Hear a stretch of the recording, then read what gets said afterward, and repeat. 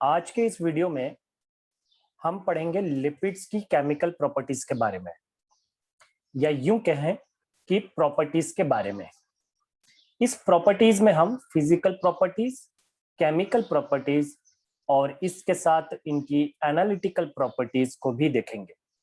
तो लिपिड्स में हमको तीनों ही तरह की प्रॉपर्टीज जो हैं वो पढ़नी होती हैं। तो फिजिकल प्रॉपर्टीज जो है हमें देखनी है। उसके बाद हम केमिकल प्रॉपर्टीज देखेंगे और केमिकल प्रॉपर्टीज के बाद हम देखेंगे एनालिटिकल प्रॉपर्टीज। तीनों तरह की प्रॉपर्टीज पूरे वीडियो में हम कवर करेंगे और शुरुआत करेंगे लिपिड्स की फिजिकल प्रॉपर्टीज से। फिजिकल प्रॉपर्टीज क्या होती हैं लिपिड्स की, वो इन शॉर्ट हम देख रहे हैं। इसमें डिटेल नहीं जाना है क्योंकि हमारे सिलेबस में मेंशन नहीं है। हमारे इसमें लिखा हुआ है केमिकल नेचर। तो केमिकल नेचर हम कुछ तो पहले प्रीवियस वीडियो में बता चुका हूं। उनकी जो केमिकल रिएक्शंस हैं वो हम इस वीडियो में देखेंगे। तो केमिकल नेचर मतलब किस तरह का उनका स्ट्रक्चर होता है, कैसा कंपोजिशन होता है, वो किस तरह की रिएक्शन देते हैं, ये हमको लिखना होता है। तो इसमें हम कुछ पार्ट जो है वो प्रीवियस वीडियोस में कवर कर चुके हैं। अब सिर्फ हमारी केमिकल रिएक्शंस रह गई हैं जो इस वीडियो में हम देखेंगे।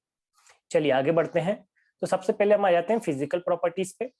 फिजिकल प्रॉपर्टीज जो है ये हम इसके डेफिनेशन में भी देख चुके थे, लेकिन हम फिर से देख ले रहे हैं। तो अगर आपने प्रीवियस वीडियोस जो है अगर अच्छे से पढ़े हैं तो आपने आधी से ज्यादा फिजिकल प्रॉपर्टीज इसकी पढ़ चुके हैं। जैसे कि these are the colourless, odourless and tasteless. ठीक है, इनमें ना कलर होता है, ना ऑर्डर होता है, ना टेस्ट होता है। लेकिन कलर और taste is due to the association of any foreign substances. इनमें कलर और टेस्ट प्रोड्यूस हो सकता है या हो सकता है अगर इनमें कोई अदर सब्सटेंसेस मिक्स किए जाएं या मिक्स हो जाएं या बन जाए। ठीक है, बन जाए मतलब किसी केमिकल रिएक्शन के कारण बन जा रहे हो, आपने मिलाए हो, या गलती से मिक्स हो जाए या इंटेंशनली मिक्स किए जाए। ठीक है, तो उनके कारण इसमें कलर टेस्ट हमको देखने को मिल सकता है। जैसे कि yellow colour of the body fat और मिल्क फैट। ठीक है, जनरली मिल्क कौन सा, काउ मिल्क। जैसे हम देखते हैं कि गाय का घी जो होता है वो पीले कलर का होता है, भैंस का जो घी होता है वो सफेद कलर का होता है। तो cow fat is due to the carotene pigment. उसमें क्या पिगमेंट होता है, कैरोटीन पिगमेंट होता है। That's why it is look like the yellow in colour, इसलिए वो येलो कलर का या पीले कलर का हमको देखने को मिलता है। The difference between the fat and oil. अब आपको यहाँ पे एक चीज ध्यान रखना है, हम जितनी भी प्रॉपर्टीज पढ़ेंगे सब फैट्स और ऑयल्स की है। फैट्स और ऑयल्स जो है वो सिंपलेस्ट लिपिड्स है। सिंपल लिपिड्स की क्यों प्रॉपर्टी पढ़ते हैं, जैसे कि हमने कार्बोहाइड्रेट में भी देखा कि हम जब प्रॉपर्टीज पढ़ने गए तो हमने पॉलीसेकेराइड, डाइसेकेराइड की प्रॉपर्टीज बहुत कम पढ़ी। हमने जब भी केमिकल रिएक्शन पढ़ी तो मोनोसेकेराइड की पढ़ी।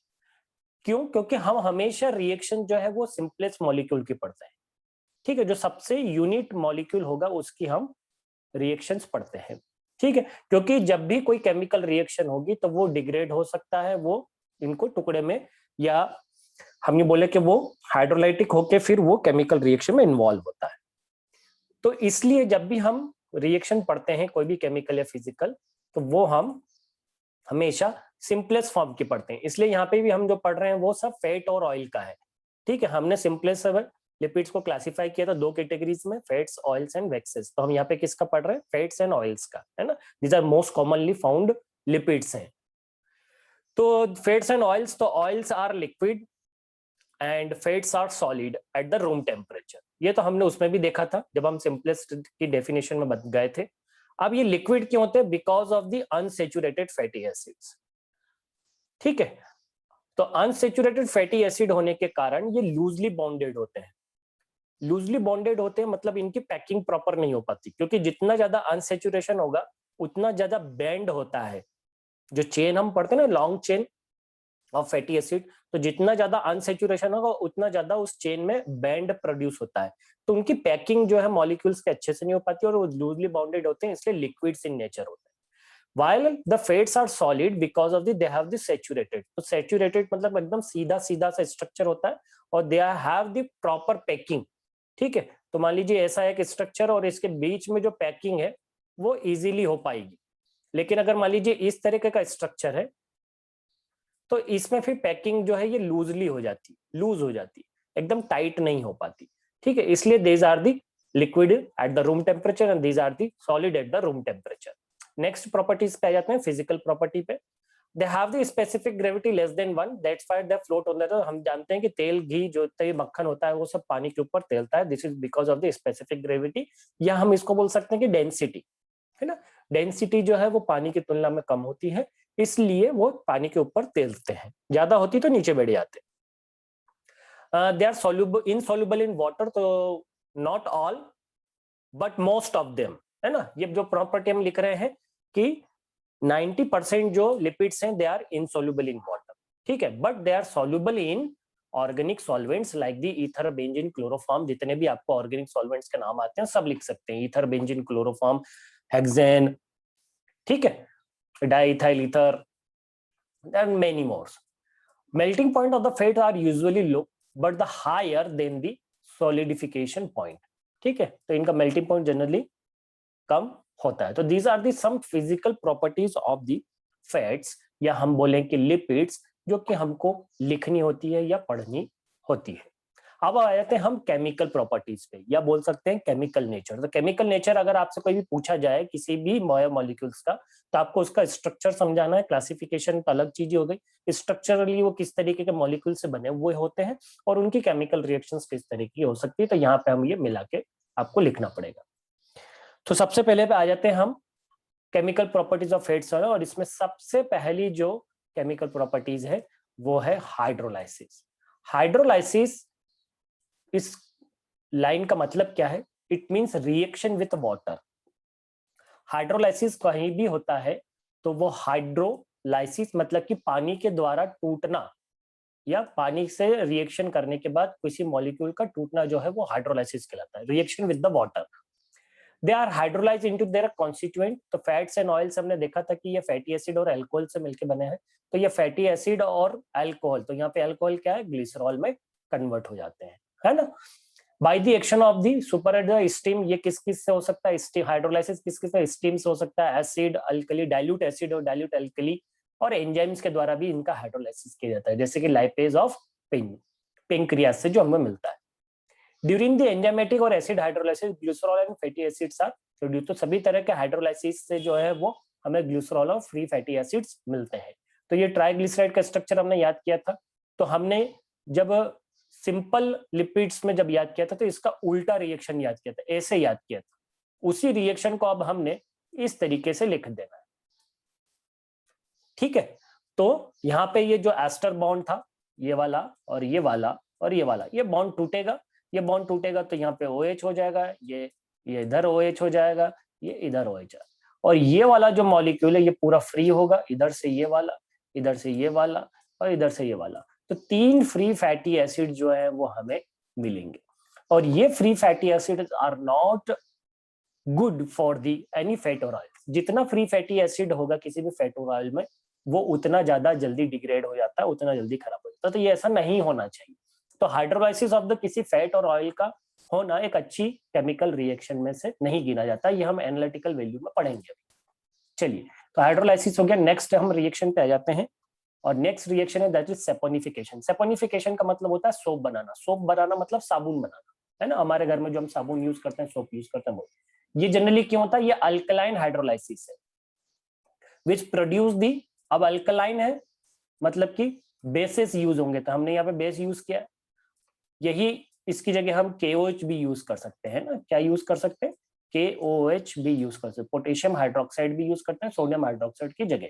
तो ये हमको सॉल्ट ऑफ फैटी एसिड्स मिलते हैं, इमल्सिफाइड एसिड्स, तो सोप है। अब प्रीवियस रिएक्शन जो थी, इसके पहले हमने जो इससे पढ़ी थी, उसमें और इस वाली रिएक्शन में कोई अंतर नहीं है एक्सेप्ट, ठीक है, सिर्फ आपको यहाँ पे याद क्या रखना है इस रिएक्शन में कि ये जो सोडियम सॉल्ट बना रहे हैं वहां फ्री फैटी एसिड बन रहे थे, यहाँ sodium salts of free fatty acid बनेंगे। तो sodium salt of free fatty acids को हम क्या बोल रहे हैं, सोप बोल रहे हैं, है ना। इसके प्रीवियस वाले में यहाँ पे सिंपल आप देखेंगे तो ये OH OH OH OH लगा हुआ है, ठीक है, यहाँ पे OH OH OH लगा हुआ है, ये OH है, ये OH है, ये OH है, ठीक है। लेकिन यहाँ पे इस OH की जगह क्या है, Na, बस इतना ही अंतर है इस वाली रिएक्शन और इस वाली। यहाँ पे हमने पानी से करा था या लाइपेज या एसिड की प्रेजेंस में, और यहाँ हम अल्कली मतलब NOH KOH की प्रेजेंस में हाइड्रोलाइसिस कर रहे हैं। तो सेपोनिफिकेशन और हाइड्रोलाइसिस दोनों जो है वो लगभग एक जैसी रिएक्शन है, लेकिन हम किसके द्वारा हाइड्रोलाइसिस करें दैट्स अ डिफरेंस ओनली। ठीक है, अगर हम अल्कलाइन हाइड्रोलाइसिस करते हैं तो वो सेपोनिफिकेशन हो जाता है, अगर हम पानी से या किसी भी एंजाइम से या एसिड से हाइड्रोलाइसिस करते हैं तो वो हाइड्रोलाइसिस वाली रिएक्शन में आता है। ठीक है, तो सोप का यूज क्या करते हैं हम, इस सोप का यूज हम वॉशिंग के लिए यूज करते हैं, है ना, हमारे घरों में फैटी मटेरियल्स का। तो सोप जो है वो इस तरीके से बनाया जाता है, ये ग्लिसरॉल ही बनेगा, वैसे ही यहाँ पे एस्टर बॉन्ड का बॉन्ड टूटेगा हाइड्रोलाइसिस में, ये ट्राइग्लिसराइड है और ये sodium salt of fatty acid को इसने बनाया है। तो इस तरीके से हम इस रिएक्शन को पढ़ सकते हैं। चलिए नेक्स्ट रिएक्शन है that is the halogenation. Halogenation का मतलब होता है कि हैलोजन का ऐड होना। हैलोजन का क्या हो सकता है, हैलोजन हो सकता है आयोडीन हो सकता है, क्लोरीन हो सकता है, ब्रोमीन हो सकता है, ठीक है, फ्लोरीन हो सकता है। हम यहाँ पे किसका कर रहे हैं, हम यहाँ पे किसका हैलोजिनेशन कर रहे हैं, हम हैलोजिनेशन कर रहे हैं आयोडीन का। ठीक है, तो ये कहाँ पे होता है generally, it is unsaturated fatty acid. Unsaturated fatty acid तो मैंने टाइप्स ऑफ फैटी एसिड जब आपको पहले वीडियो में पढ़ाया था तो उसमें यही लिखा है पार्ट 1 वाले, है ना। तो वहां पे कार्बन कार्बन डबल बॉन्ड्स जो होते हैं उन्हें हम अनसैचुरेटेड फैटी एसिड बोलते हैं। They have the ability of the addition of halogen. तो ये किसी भी अल्कीन, जैसे हम कार्बन कार्बन डबल बॉन्ड होते हैं ना केमिकल, अगर हम केमिस्ट्री के हिसाब से देखें तो अल्कीन्स जो है वो जनरली कौन सी रिएक्शन देते हैं, एडिशन रिएक्शन देते हैं। तो यहाँ पे भी एडिशन रिएक्शन हो रही है। तो अगर हाइड्रोजन का एडिशन होता है तो वो हाइड्रोजनेशन कहलाता है, लेकिन ये अलग से एक रिएक्शन है, हम अलग से पढ़ते हैं। और आयोडीन का एडिशन होता है तो हम उसे आयोडीनेशन कहते हैं, टू द डबल बॉन्ड। तो यहाँ पे हम हाइड्रोजन का एडिशन नहीं पढ़ते हैं, है ना, यहाँ पे आपको बताना नहीं है हाइड्रोजन का, आपको किसका बताना है, सिर्फ हैलोजन का एडिशन। अगर हम हाइड्रोजन का एडिशन करेंगे तो वो हाइड्रोजनेशन, वो एक अलग से हम केमिकल रिएक्शन पढ़ेंगे इसके बाद में। ये इंपॉर्टेंट प्रॉपर्टी है to determine the degree of unsaturation. तो डिग्री ऑफ अनसेचुरेशन मतलब कितने उसमें डबल बॉन्ड हैं किसी फैट और ऑयल में, उसको डिटरमाइन करने के लिए ये केमिकल रिएक्शन यूजफुल होती है। It is determine its biological value, मतलब बायोलॉजिकल वैल्यू उसकी कितनी है वो पता लगाते हैं। तो इसमें हम देख रहे हैं कि लिलोनिक एसिड, तो एक डबल बॉन्ड यहाँ है, एक डबल बॉन्ड यहाँ है। जरूरी नहीं है आप यही एग्जाम्पल लिखें, आप यहाँ पे आर लगा के और इधर आर लगा, इधर सी, यहाँ पे आप COOH लगा सकते हैं डायरेक्ट, है ना। जरूरी नहीं है कि यही आप रिएक्शन याद करें, आप कोई भी सिंपलेस्ट रिएक्शन जिसमें कि डबल बॉन्ड लिखा हो वो लिख सकते हैं इसकी जगह, है ना।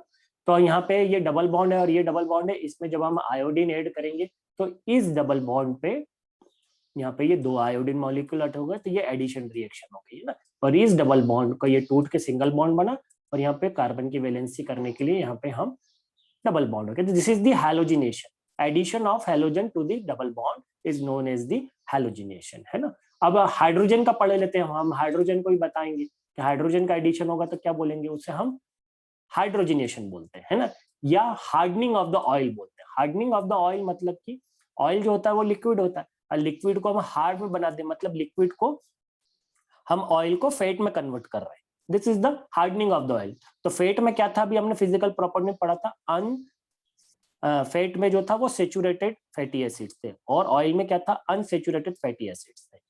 ठीक है, तो यहाँ पे हम यही कर रहे हैं कि अनसेचुरेटेड फैटी एसिड को सेचुरेटेड फैटी एसिड में कन्वर्ट कर रहे हैं। तो that can be done by the hydrogenation. Hydrogenation it means it is the addition of hydrogen, addition of hydrogen to the unsaturated fatty acid. Double bond पे hydrogen का add होना, अभी हमने पढ़ा हेलोजन का ऐड होना, अब हम पढ़ रहे हैं हाइड्रोजन का ऐड होना। These are the this hydrogenation under the pressure, hydrogen क्या करती है, catalysed by the finely divided by nickel और कॉपर और हीट के द्वारा हम इस रिएक्शन को कैटलिस्ट की तरह यूज किया जाता है। The base of hardening of the oil that is margarine manufacturing, change of oleic acid of fat to the stearic acid. तो ऑयलिक एसिड जो था वो आपने टाइप्स ऑफ, मैंने आपको फैटी एसिड में बताया था कि ये C16 कार्बन, C18 कार्बन है और स्टीरिक एसिड भी C18 कार्बन, दोनों में डिफरेंस क्या है, डबल बॉन्ड और सिंगल बॉन्ड का।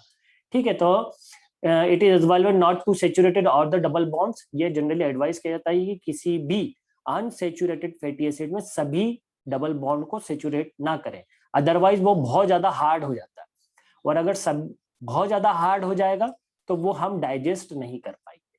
ठीक है, तो इसलिए it is advisable to not all the double bond को, हमको सभी को नहीं करना है, कुछ डबल बॉन्ड, मतलब हमको पार्शियली हाइड्रोजनेशन करना होता है। ठीक है, इसको कंट्रोल करना होता है। फॉर एग्जाम्पल जैसे कि आपने ये देखा होगा ये डालडा घी जो हम यूज करते हैं। तो ये इसमें क्या होता है, ऑयल्स जो है जो लिक्विड होते हैं जिनमें कि अनसेचुरेटेड फैटी एसिड्स होते हैं, उनको हम हाइड्रोजन, हाई प्रेशर और निकेल के प्रेजेंस में हार्ड फैट बनाते हैं, मार्जिन एंड सॉलिड। ठीक है, तो ये स्टीरिक एसिड में कन्वर्ट करते हैं। तो हमने लिक्विड से, तो इसमें पाम ऑयल से हम उसको डालडा में कन्वर्ट करते हैं। ठीक है, इट इज जनरली यूज, हम घर में डालडा यूज करते हैं, बहुत सारी मार्केटेड प्रोडक्ट्स में डालडा का इस्तेमाल होता है। Advantage of hydrogenation of oil, इसका एडवांटेज क्या है, pleasant as the cooking fat, ठीक है, डाइजेस्टेबल एंड अन and utilizable as a normal oil animal fat. It is less cause to the gastric or intestinal irritation. It is easy to store, transport, less liable for the rancidity. ठीक है, क्योंकि इसका hydrogenation हो चुका है इसलिए ये रेंसिडिटी के लिए कम रिस्पॉन्सिबल होता है। लेकिन इसके डिसएडवांटेज क्या है, it include the lack of fat soluble vitamin. ठीक है, इसमें फैट सोल्यूबल विटामिन कम होते हैं और इसेंशियल फैटी एसिड की मात्रा भी क्या होती है, कम होती है। ठीक है, इसलिए डालडा खाना ज्यादा अच्छा नहीं होता, क्योंकि हम जो भी लिक्विड लेते हैं वो इन्हीं चीजों के लिए लेना चाहिए, है ना। तो क्या कि विटामिन हमको मिल सके और हमको इसेंशियल फैटी एसिड मिल सके, तो यही इसमें कम होता है, इसलिए डालडा खाना ज्यादा अच्छा नहीं होता। तो ये हाइड्रोजनेशन हो गया, हेलोजिनेशन हो गया, सैपोनिफिकेशन हो गया और हाइड्रोलाइसिस हो गया। अब एक रिएक्शन और बची, that is the oxidation. Oxidation को हम एक और नाम से बोलते हैं और ये है रैंसिडिटी। रैंसिडिटी का मतलब क्या है, रैंसिड हो जाना, है ना। ये मैं आपको अलग से बताऊंगा अभी इसके बाद वाली स्लाइड्स पे कि रैंसिडिटी को हम अलग से पढ़ते हैं, है ना। तो उसके टाइप्स और वो सब भी मैं आपको बता दूं। The reaction of the toxic triglycerides, the toxic reaction of the triglycerides leads to the unpleasant and odour and taste. जब भी कोई फैट या ऑयल, ट्राइग्लिसराइड मतलब कि फैट और ऑयल, ऐसी रिएक्शन पे जाए जिससे के कारण उसका ऑर्डर और टेस्ट जो है वो दोनों ही चेंज हो जाए by the oxidation of air, bacteria और मॉइस्चर। किसी भी तरह के ऑक्सीडेशन के द्वारा होने पे किसी फैट या ऑयल का जो टेस्ट और ऑर्डर है वो चेंज हो जाए, ऐसी केमिकल रिएक्शन को हम ऑक्सीडेशन रिएक्शन या रेंसिडिटी ऑफ, ऐसी प्रोसेस को हम रेंसिडिटी ऑफ फैट्स और ऑयल बोलते हैं, है ना। This is the base of drying the oil after exposure to the atmosphere. For example of linseed oil which is used in the paint and varnish manufacturing.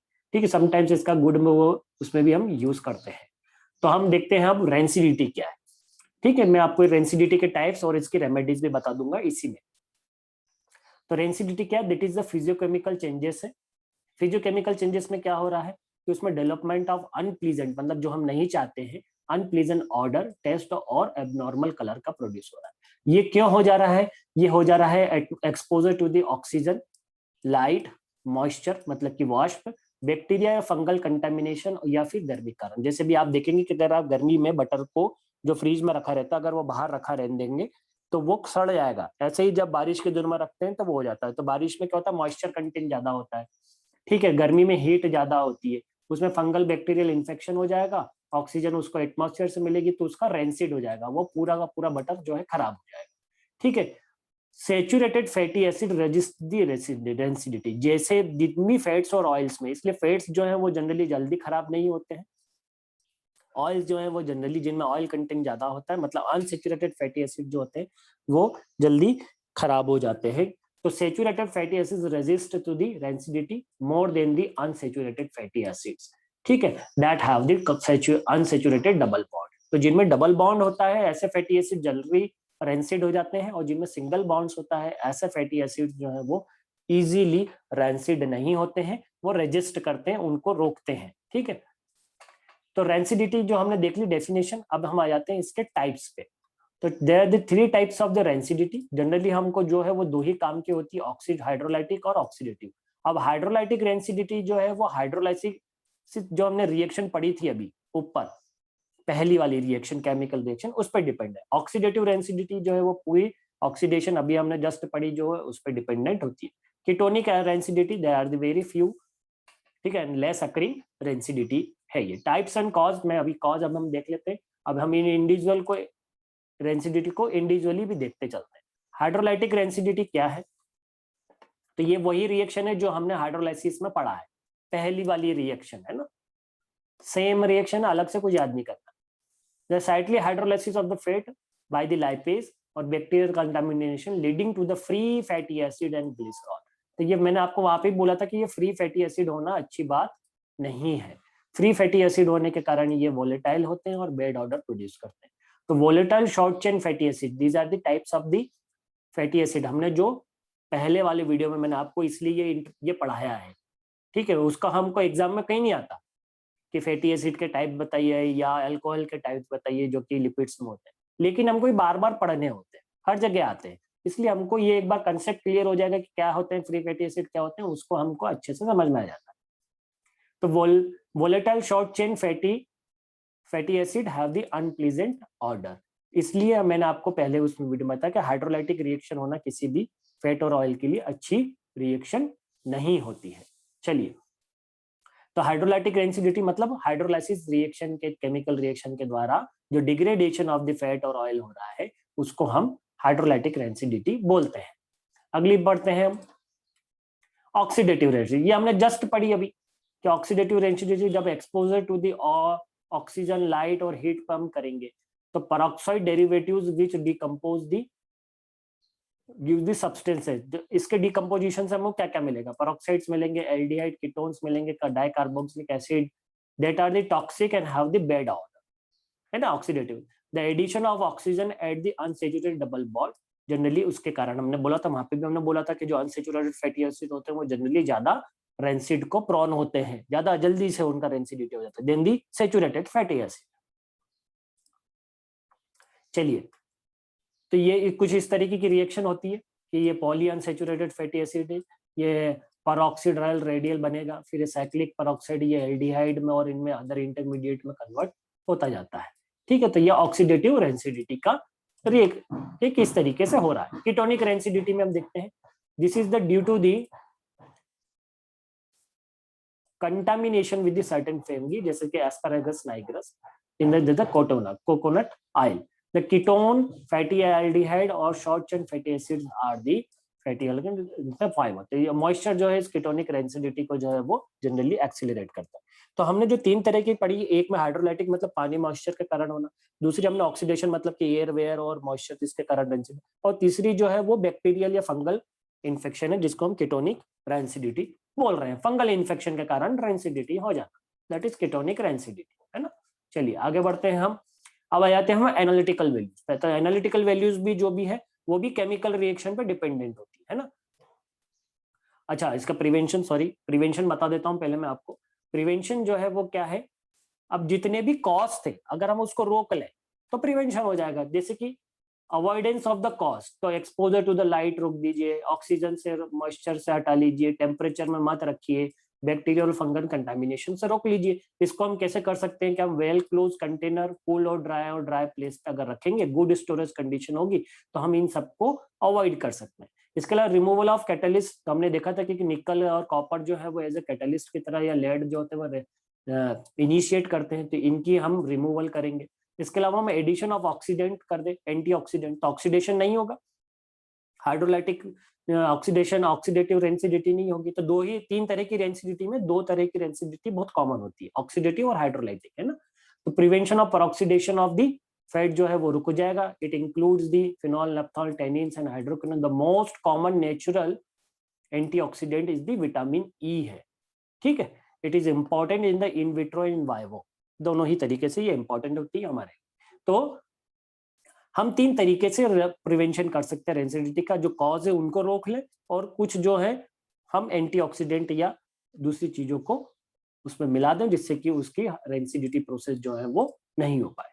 चलिए अब analytical values आते हैं। तो 5 तरह के एनालिटिकल वैल्यूज है। Analytical मतलब कि हम इसको ये बोल सकते हैं कि test for purity of fats and oils, है ना।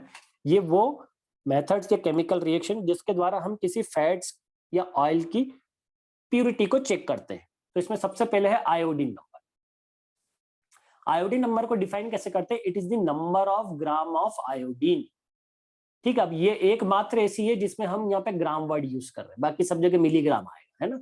It is the number of gram of iodine absorbed by the 100 gram of fat और ऑयल। इतना जो है हम कहीं और आगे कम ही लेंगे, मिलीग्राम जरूर हो सकता है।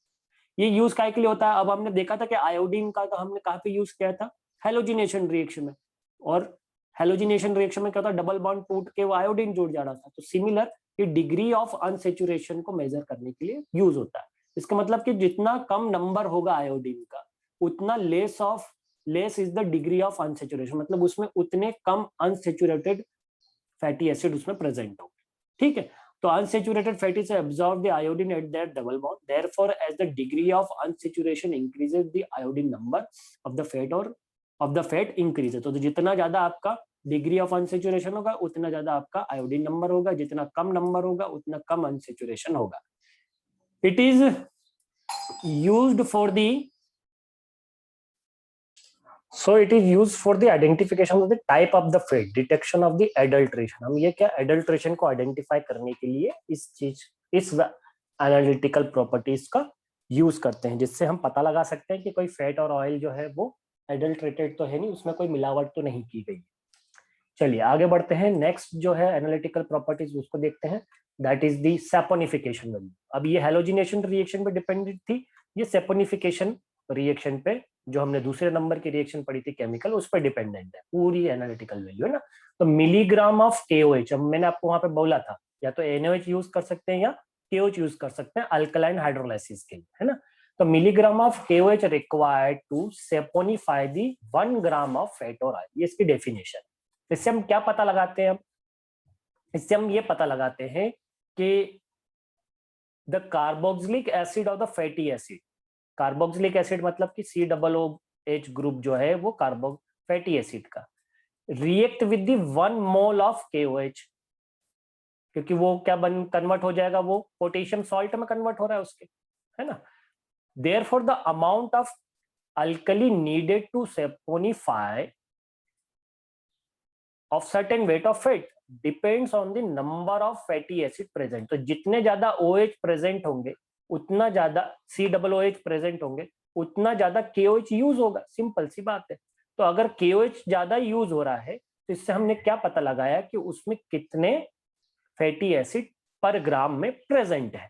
ठीक है, तो शॉर्ट चेन फैटी एसिड्स, ठीक है, have the more high carboxylic group per gram than the long chain of fatty acid. इसका मतलब ये नहीं है कि जो लंबे चेन के फैटी एसिड होते हैं उसमें COOH ग्रुप ज्यादा होते हैं, ऐसा नहीं। 1 ग्राम अगर हम कोई फैट लेंगे तो जो शॉर्ट चेन फैटी एसिड है उनमें वो ज्यादा आएंगे, ठीक है, वो ज्यादा हाइड्रोक्सिल ग्रुप, मतलब वो ज्यादा आएंगे, ठीक है, वो ज्यादा आएंगे पर ग्राम में। 1 ग्राम में अगर हम उसको लेते हैं तो वो ज्यादा, तो इसका मतलब ये हुआ कि अगर हम 1 ग्राम फैट ले रहे हैं जो कि शॉर्ट फैटी एसिड का है, शॉर्ट चेन वाला है, तो उसमें नंबर ऑफ फैटी एसिड जो है वो ज्यादा होंगे तो कार्बोक्सिलिक ग्रुप की संख्या भी ज्यादा होगी। लॉन्ग चेन फैटी एसिड का वेट ज्यादा होगा, तो अगर हमें 1 ग्राम लेंगे तो उसमें जो फैटी एसिड का अमाउंट है वो क्या हो जाएगा, कम हो जाएगा। ठीक है, तो इसमें कार्बोक्सिलिक ग्रुप से मतलब नहीं है, जो वेट है वो बढ़ जा रहा है अगर हम लॉन्ग चेन ले रहे हैं तो नंबर ऑफ कार्बोक्सिलिक ग्रुप उसमें कम हो जाएंगे। इसके कारण ही जो शॉर्ट चेन जो है fatty acids consume the more alkali as compare to the long chain of fatty acid. तो short chain fatty acids containing fatty acid containing lipids, और उनकी क्या होती है, सैपोनिफिकेशन वैल्यू ज्यादा होती है। ठीक है, समझ में आ गया, मतलब कि पर ग्राम OH के इसकी मात्रा ज्यादा होगी तो KOH भी ज्यादा यूज होगा। तो ये सैपोनिफिकेशन वैल्यू है। नेक्स्ट वैल्यू पे आ जाते हैं हम, दैट इज एसिड नंबर या एसिड वैल्यू। अब ये number of milligram of KOH, अब ये सिमिलर ऐसी कैसी लाइन है जो हमने पहले सैपोनिफिकेशन में पढ़ी, रिक्वायर्ड टू न्यूट्रलाइज, अब वहां पे हमने पढ़ा था saponify the free fatty acid present in 1 gram of fat, है ना। अगर 1 ग्राम फैट में जो फ्री फैटी एसिड है वो कितना है, इसको डिटरमाइन करना है तो हमें एसिड वैल्यू को डिटरमाइन करते हैं। It is used to the hydrolytic reaction. Hydrolytic rancidity कैसे, हाइड्रोलाइटिक रेंसिडिटी होगा तो फैटी एसिड जो है वो free fatty acid plus glycerol में टूट जाएगा। तो जितना ज्यादा फ्री फैटी एसिड होगा उतना ज्यादा KOH रिक्वायर्ड होगा। तो अगर मान लीजिए एसिड वैल्यू ज्यादा आ रही है, इसका मतलब कि उसमें फ्री फैटी एसिड की मात्रा ज्यादा है, और इसका मतलब कि वो एक हाइड्रोलाइटिक रेंसिड फैट और ऑयल है, जो कि नहीं होना चाहिए, है ना। तो measure the amount of free fatty acid present in fat और ऑयल, इसको हम काय के लिए यूज करते हैं कि कितना फ्री फैटी एसिड प्रेजेंट है। तो हमने बोला कि free fatty acid is not good for the health, ये हमारे लिए अच्छा नहीं होता है, ये ऑर्डर टेस्ट सब बिगाड़ देता है, हमने अभी रेंसिडिटी में भी देखा था, ठीक है। तो ये अच्छी चीज नहीं है। So the oil with increase acid number are unsafe for the human consumption. तो जिनमें अगर एसिड नंबर ज्यादा होगा ऑयल्स या फैट का, वो हमारे लिए अच्छे नहीं होते हैं कंजप्शन के लिए। चलिए next one is the Richard Mitchell number, fourth one. और रिचर्ड मिशेल नंबर जो है ये थोड़ा सा इसका लैंग्वेज जो है वो डिफरेंट है वही चीज जो अभी हमने पढ़ा। तो नंबर ऑफ मिलीलीटर है ना, मिलीग्राम की बजाय हम क्या पढ़ रहे हैं, मिलीलीटर। 0.1 नॉर्मल एनओएच, इससे पहले कहीं भी हमने केओएच की क्वांटिटी मेंशन नहीं करी। केओएच तीसरी ऐसी डेफिनेशन है जिसमें हम केओएच का यूज कर रहे हैं। रिक्वायर्ड टू न्यूट्रलाइज, तो ये तो हमने एसिड वैल्यू में भी लिखा था, water soluble fatty acids distilled from 5 gram of fat. अब इसमें हम क्या कर रहे हैं कि 5 ग्राम फैट को लेंगे, उसका डिस्टिलेशन करेंगे, डिस्टिलेशन करेंगे तो पानी में घुलने वाले फैटी एसिड जो है वो आ जाएंगे। फिर उनको न्यूट्रलाइज करने के लिए, पानी में घुले हुए जो फैटी एसिड्स है उसको न्यूट्रलाइज करने के लिए 0.1 नॉर्मल केओएच कितना रिक्वायर्ड होगा, वो क्या होगा, उसकी रिचर्ड मिशेल नंबर कहलाएगा। तो short chain fatty acid is distilled by the steam. इसमें हमको जनरली कौन से फैटी एसिड निकल कर आते हैं, शॉर्ट चेन। तो जो natural composition of the fat is used to detect the fat adulteration. तो high percentage of short chain fatty acid has the highest Richard Mitchell number. तो सिंपल हमने जैसे कि देखा, अभी भी देखा था इससे पहले, कि अगर केओएच की मात्रा ज्यादा यूज हो रही है ना न्यूट्रलाइजेशन में, इसका मतलब कि उसमें COOH ग्रुप पर ग्राम जो है वो ज्यादा है। COOH ग्रुप ज्यादा है तो वो एसिड नंबर जो है उसका ज्यादा हो जा रहा था। ज्यादा एसिड नंबर मतलब कि COOH ग्रुप की मात्रा ज्यादा। तो यहाँ पे भी ये शॉर्ट चेन फैटी एसिड को डिटरमाइन करने के लिए हम इसका यूज कर रहे हैं, बट द डिफरेंट वे में, है ना। इसकी डेफिनेशन अलग है, हम इसमें डिस्टिलेशन कर रहे हैं, उसमें डायरेक्ट डिस्टिलेशन नहीं कर रहे हैं। And the last value that is acetyl value. Acetyl value fifth one की है ये, द मिलीग्राम ऑफ कोएच। अब फिर से मिलीग्राम, तो 3 डेफिनेशन में मिलीग्राम ऑफ केओएच यूज हुआ है, सेपोनिफिकेशन, एसिड वैल्यू और एसिटाइल नंबर में, ठीक है। एक में मिलीलीटर यूज हुआ और एक आयोडीन वाला है। ऐसी 5 करके एनालिटिकल वैल्यूज हैं, अगर हम इनको सबको डिफरेंशिएट करें तो। टू न्यूट्रलाइज, ये तीसरी बार वर्ड आ रहा है न्यूट्रलाइज करने वाला, ठीक है। तो ये 3 बार न्यूट्रलाइजेशन, एक बार सेपोनिफिकेशन और एक बार एडिशन हो रहा है। The acetic acid liberated from the hydrolysis of 1 gram of acetylated fat। 1 gram fat में से अगर हम हाइड्रोलाइसिस करें तो उसमें से लिबरेट होने वाले एसिटिक एसिड की संख्या जो है वो कितनी होगी। The natural rancid fat contain the fatty acid with the free hydroxylic group are converted into the acetylated fat by reaction with the acetic anhydride। तो हमको क्या करना है, फैटी एसिड को एसिटिक एनहाइड्रेट के साथ क्या करेंगे, रिएक्ट करेंगे, और रिएक्ट करेंगे तो 1 ग्राम को उसको न्यूट्रलाइज करने के लिए फिर हमको कितना केओएच को, तो एसिटाइल वैल्यू में हम एसिटिक एसिड का वो देख रहे थे, number of hydroxyl group are present. इससे हम क्या पता लगा सकते हैं कि उसमें नंबर ऑफ हाइड्रोक्सिल ग्रुप कितने हैं। कैसे पता लगा रहे हैं, क्योंकि जब हम उसका एसिटिक एनहाइड्रेट से रिएक्ट कर रहे हैं तो वो जितने भी OH ग्रुप थे, जो हम COOH ग्रुप में OH ग्रुप लिखते हैं, वो सभी का क्या हो जाते हैं, वो एसिटाइलेटेड हो जाते हैं। तो इससे हमको जितना ज्यादा एसिटाइलेशन हो जाएगा उतना ज्यादा मतलब कि हाइड्रोक्सिल ग्रुप उसमें प्रेजेंट है। तो natural properties of the, generally natural property of the fatty acid और उनकी डिटर्मिनेशन और डिटेक्शन ऑफ द एडल्ट्रेशन और रेंसिडिटी को पता करने के लिए हम एसिटाइल वैल्यू का यूज करते हैं। तो these are the all types of properties, physical, chemical and analytical value dependent. तो ये सभी हमको इसमें लिखनी है और समझानी है जब भी कभी कोई आपसे प्रॉपर्टीज ऑफ लिपिड्स पूछे। तो अगर सिर्फ समय की कमी है आपके पास लिखने की तो सबके नाम लिख दीजिए, फिजिकल और केमिकल को अच्छे से समझा दीजिए, और रेंसिडिटी वाले को इन शॉर्ट बिल्कुल समझाइए कि ऐसा होता है रेंसिडिटी में, और छोड़ भी देंगे तो कोई दिक्कत नहीं, लेकिन एनालिटिकल प्रॉपर्टी में सबके नाम लिख दीजिए और डेफिनेशन लिख दीजिए, ठीक है। तो आज की वीडियो में इतना ही, नेक्स्ट वीडियो में फिर हम मिलेंगे नए टॉपिक के साथ और इसके अगले टॉपिक के साथ। तब तक के लिए अपना ध्यान रखिए और स्वस्थ रहिए।